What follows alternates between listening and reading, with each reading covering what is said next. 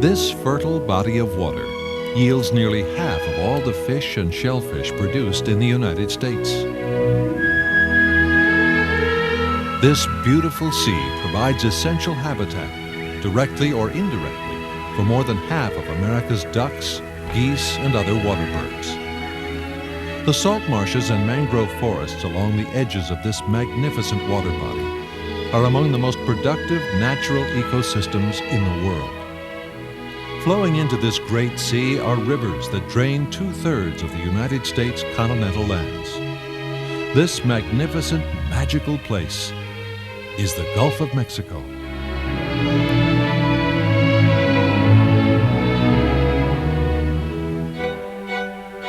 Located along the Gulf's coast, near the middle of the Great Florida Peninsula, are several freshwater rivers with names like Suwannee, Withlacoochee, Homosassa, and Chassahowitzka. A prime example of these scenic tributaries is the spring-fed Crystal River, from which several 100 million gallons of fresh water flow daily into the salty Gulf. In the coastal regions where the fresh and salt water mix, we find an extraordinary natural phenomenon known as a coastal estuary. It is here in these marshes that nature places her most productive nurseries, not just for the fish and seafood we humans need and enjoy, but for all the other plant and animal species that are connected to these critical food chains.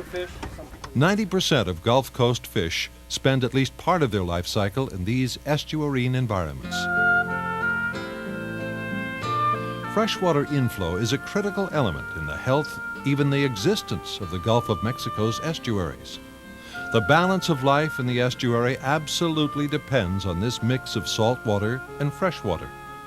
Without sufficient freshwater inflow, there would be far fewer species of animals, including highly desirable fish and shellfish, able to survive and reproduce.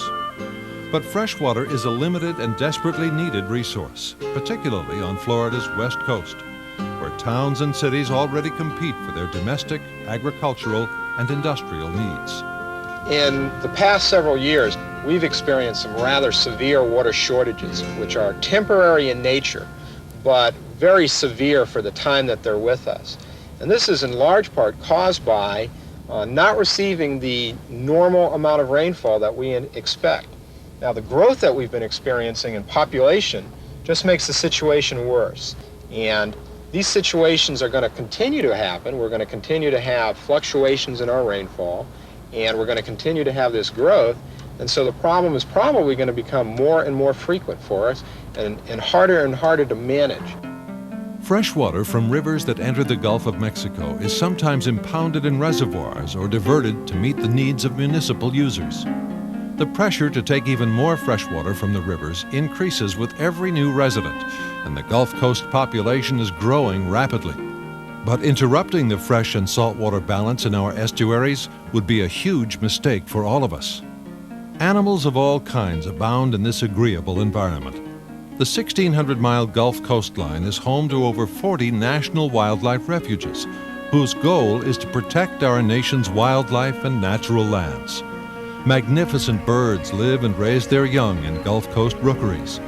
The Crystal River National Wildlife Refuge has become world famous as a prime habitat for the charming and docile West Indian manatee.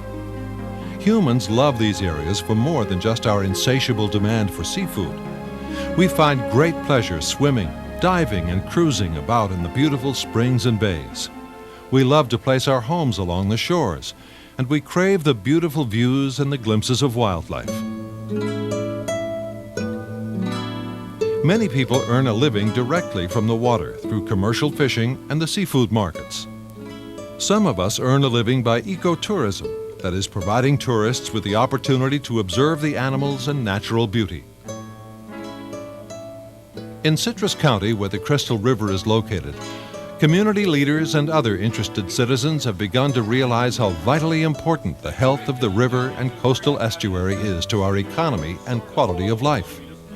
To help the community become better stewards of this complex environment, the Nature Coast Chamber of Commerce at Crystal River has initiated a series of educational workshops. The workshops combine a mix of classroom and field studies designed to build on the basic knowledge most local folks bring with them to the seminars. I think it's extremely important for the adult population and the community leaders to know what we have out there and know what we can offer in the way of tourist kinds of things, but also to understand why we've got to protect what we have and why we've got to maintain what we have now. As a teacher, I've taught environmental science and ecology for the last 15 years and have seen a steady decline in the environment. At the same time, the kids are more knowledgeable, but the adults aren't. So I feel it's very important that the adults get out there and learn what the kids are learning so that we can save our unique ecosystem here. We have two types of bottoms that are going to provide this diversity. There's what we call unconsolidated material and consolidated bottom, because about 40 to 60 million years ago, during the Eocene period of time, the entire southeastern part of the United States was submerged for millions and millions of years. And as those materials filtered down to the bottom and settled, the ocean weight, which was about another 100 feet higher than what it is today, provided the weight to be able to push those materials down and consolidate them. All of those soft deposits that now began consolidating and forming into sedimentary rock.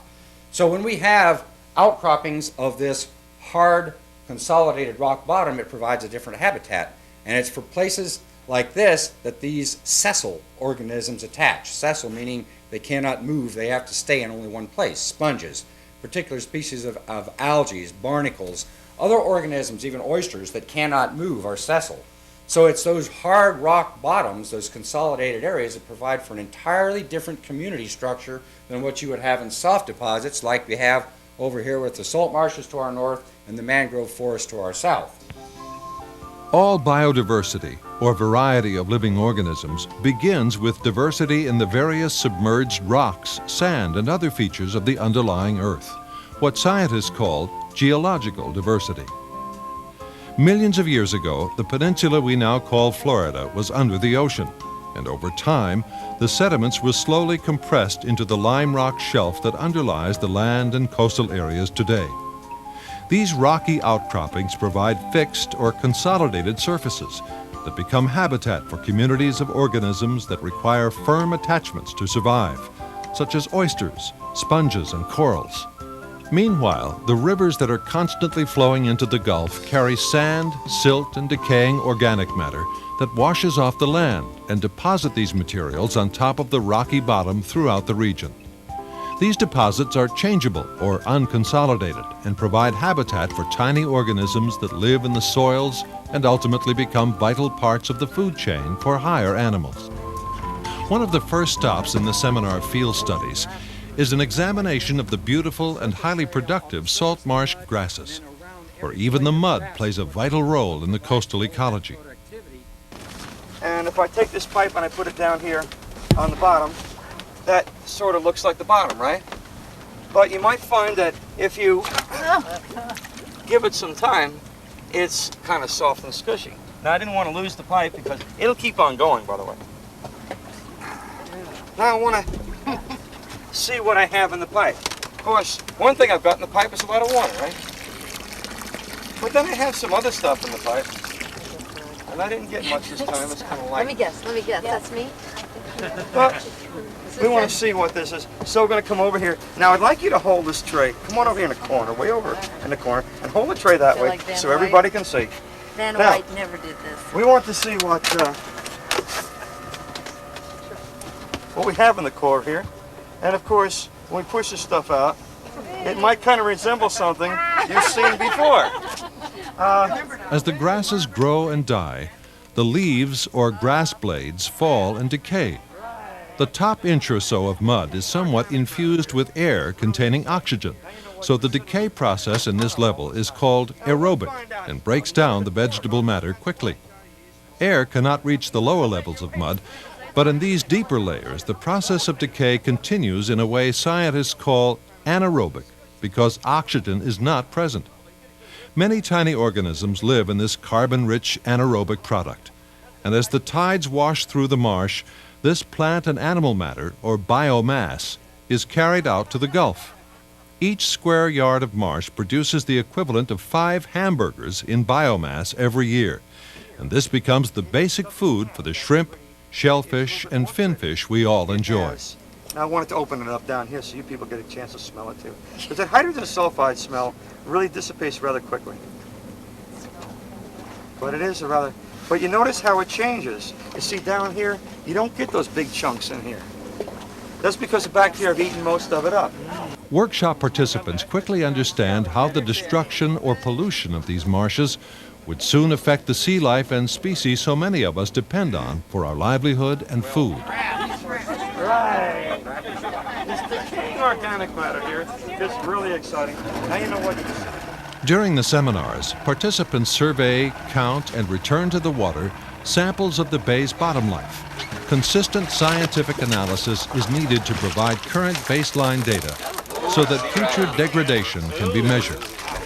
The pinfish is a good indicator species because there's so many of them.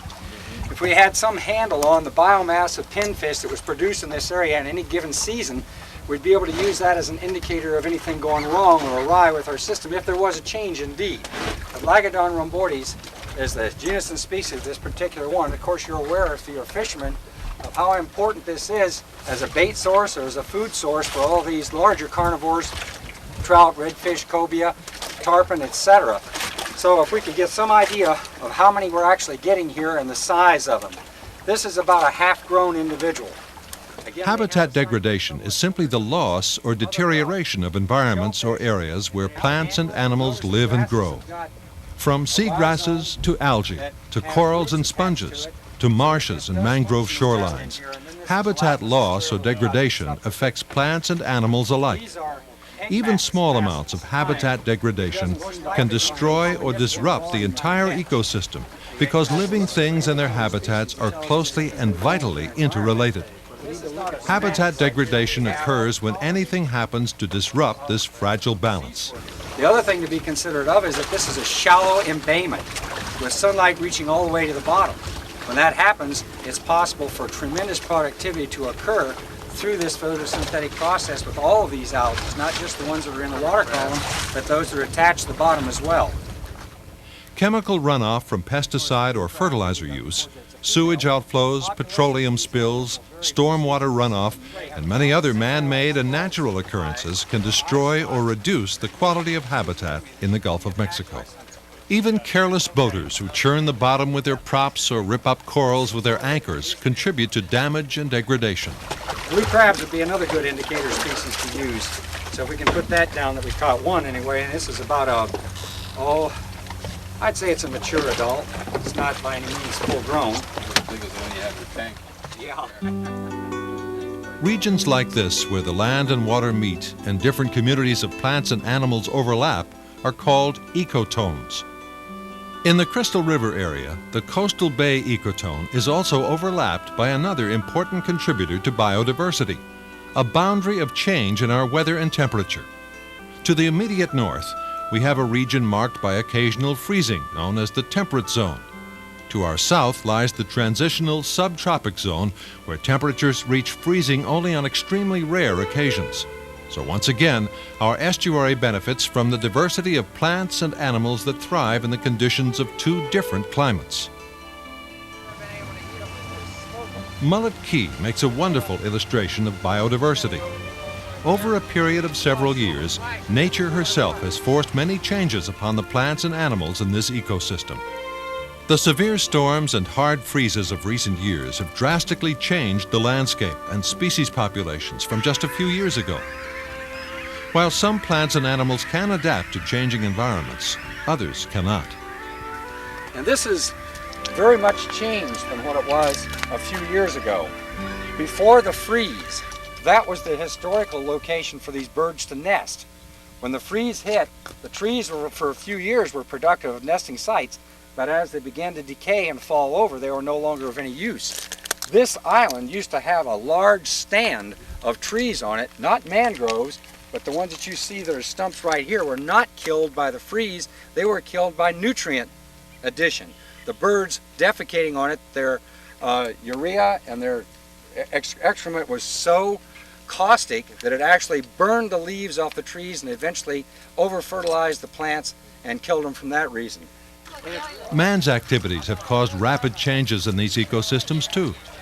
Over the past few years, there have been dramatic declines in mullet and scallop populations, and there is little doubt that overfishing has contributed greatly to this reduction.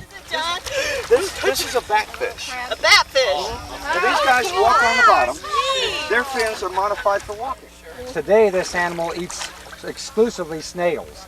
Snails. So he's you open up the lost belly, that there's full of snails. through evolution. He's changed his feeding habits because he found that it's much more advantageous to feed on what's available rather than what's difficult to catch. The king mackerel and the Gulf sturgeon have all but disappeared from these waters since nearby canal and spoil bank construction shifted bay currents ever so slightly. Vestigial. Oh, look at that one. Some of these Look how big this is. Whole make Here's I'll take a picture of it. my diet plate. There's one of the juvenile There's a pinfish. big crab there. Throughout much of Florida's coast, the loss of plants such as seagrasses and mangroves, typically due to development, mean fish and wildlife have no place to reproduce, feed, or find refuge. Our economy ultimately suffers because fewer fish and wildlife are available for commercial or recreational harvesting. Shrimp, for example, which reproduce in places like this, provide for a regional industry that is second in America only to the salmon fisheries of Alaska. Once a species disappears, it's often too late to change our ways and effect a viable comeback. We have yet another site that we want to stop by before we go back for lunch. One more stop on the Leadership Citrus Seminar is the headwaters of the Crystal River, known as Kings Bay. This is where vast springs eject hundreds of millions of gallons of fresh water daily at a constant 73 degrees Fahrenheit. In the slightly brackish water just downstream from the springs, blue crabs thrive and support a major local industry. Numerous diving instruction and rental shops rely on the springs to draw customers. Tourists as well as locals come to the bay not only for the delightful water, but to see the hundreds of manatees that winter here. In recent years, the number of visitors, many of whom bring their boats, has increased dramatically, creating the need for regulations and patrols to protect the endangered manatees from potentially fatal boat strikes. The Crystal River National Wildlife Refuge was established in 1983, specifically for the protection of manatees.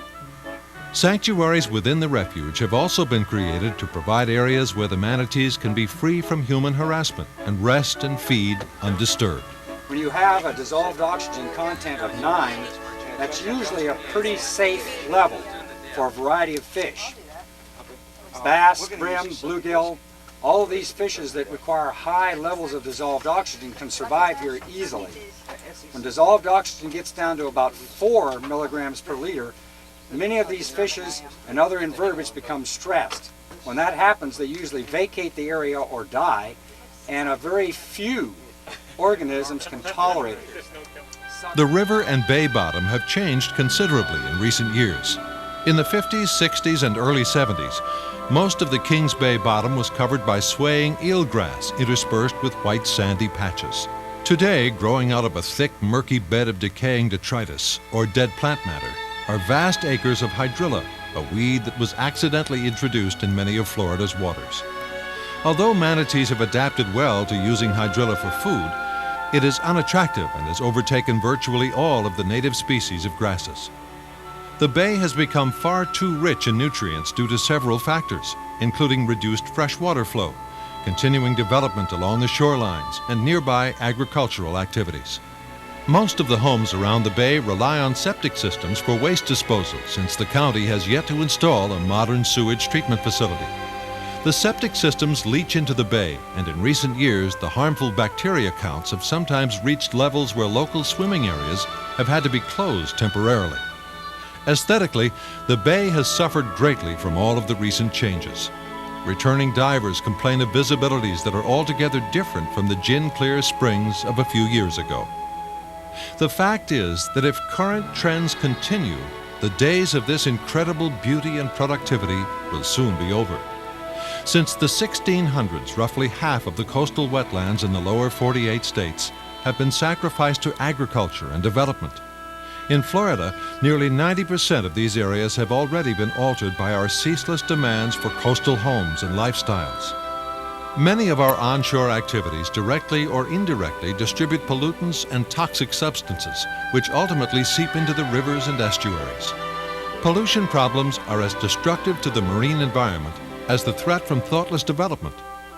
The algal blooms and prolific submerged plants are clear evidence of excessive nutrients that wash into our bays from septic systems and surface water runoff. Does it ever rain by your house in Everett? Does it rain here yet? Yeah. Where does the rainwater go? In the ground also. Ah. So, if you guys take it, can you all see over there? If I take some yellow rainwater and I pour it over your house, right, it's going to go down. No, I can try to move over here so you all can see. If you can't see, move. Yeah. Move over where you can see it, because this is Gonna rain by your house, and you see how that rainwater sinks down to the ground, right? Let me get enough so that this does something here. All right. And you can see that it goes down into through the sand, through this confining layer of clay, eventually into the Floridian aquifer. And if I continue to make it rain, you'll find that this rainwater will continue moving and eventually come out of a spring over here somewhere. Okay? And you notice it comes out of the springs over here, and it makes for some very happy people because you can get to drink some of the rainwater that falls in this house. But wait a minute. Now he's going to flush his toilet. Well, where is that going to go? Okay? That's going to go into the ground, right? Okay? Goes into the septic tank, goes into a drain field, and eventually it sinks down into the groundwater supply. Okay? Now, what are we going to do? Okay? Of course, if it continues to rain, that will carry along as well. Sorry. And eventually come out of the springs. Now, you'd like to get a drink of water sometime, right? So what do? You stick a pipe in the ground, right? You stick a pipe in the ground, and you suck it out, and you get some green and yellow water coming out. Isn't that exciting? So even though this guy over here lives about 30 miles from your house, he's affecting your lifestyle. In the coastal estuaries, our pollutants can kill organisms that are critical to a food chain or cause one particular species to overtake many others, thus disrupting an entire ecosystem. Certain bacteria and toxic products can be concentrated in the shellfish we gather for food. People who eat the contaminated shellfish become ill, and seafood industries are threatened and closed. Is there anything that you and I can do to reverse the destruction of these extremely valuable natural resources? Fortunately, the answer is still yes, but only if we act now.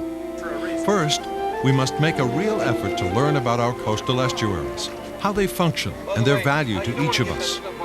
We must protect both the quality and the quantity of the freshwater spring flow that is such a critical ingredient to the survival of these coastal estuaries and the life forms they support. We should get involved and give our support to organizations that are working to protect this environment. We must always properly dispose of oils, paints, automotive fluids, pesticides, and other toxic products. We need to be especially careful when refueling or servicing boats. Finally, we should encourage everyone to be thoughtful, to use common sense, and to treat our few remaining coastal estuaries with the care and respect they deserve.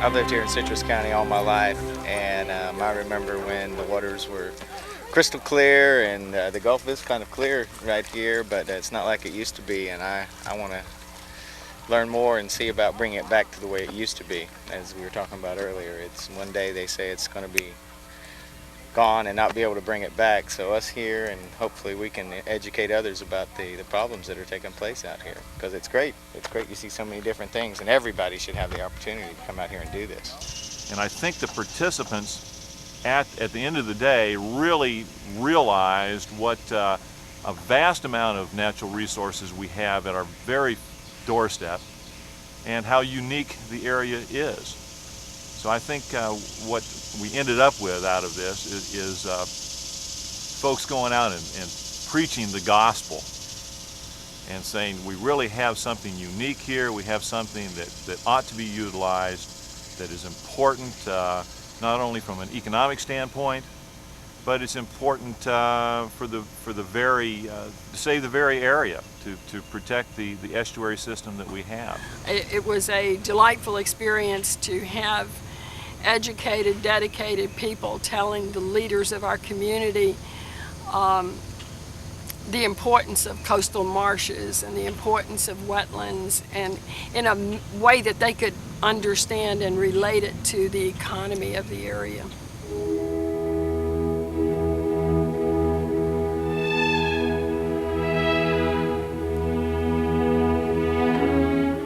Let's work together now so that these areas will continue to provide healthy habitat, not just for millions of plants and animals, but for the needs and pleasures of our children and future generations.